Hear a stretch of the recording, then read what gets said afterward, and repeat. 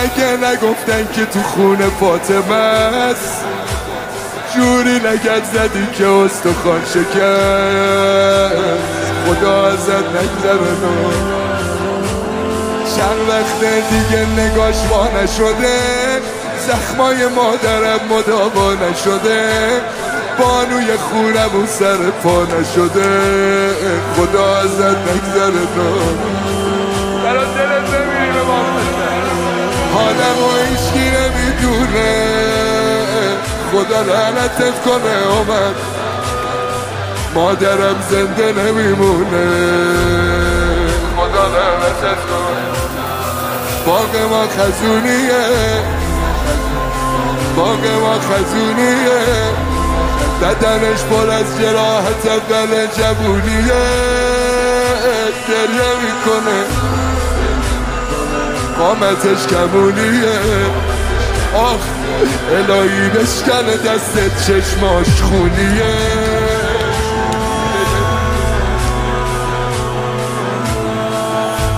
خوابم میگم نزن مادرم،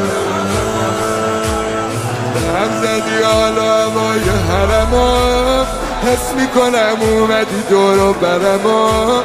تو خواب هم میگم نزن مادرم، خدا ازت نگذره. تو که خودت ضربه بی هوا زدی، هرچی تونستی پولیه رو زدی، دیگه چرا مغیره رو صدا زدی؟ خدا ازت نگذره. باغمون شبیه پاییزه، خدا لعنتت کنه اومد هنو خون از سینه میریزه.